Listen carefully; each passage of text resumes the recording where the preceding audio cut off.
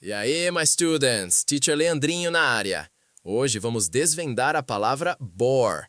Fica ligado que não vai ter tédio aqui, prometo. Let's go! Bore.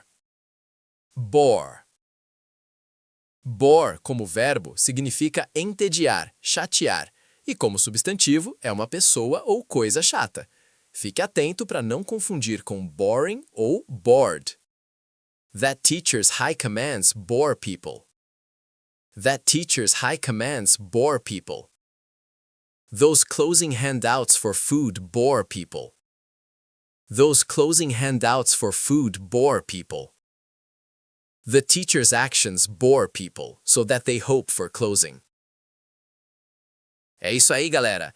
Lembrem-se, bore é o verbo. Boring é o adjetivo que descreve a coisa. That thing is boring.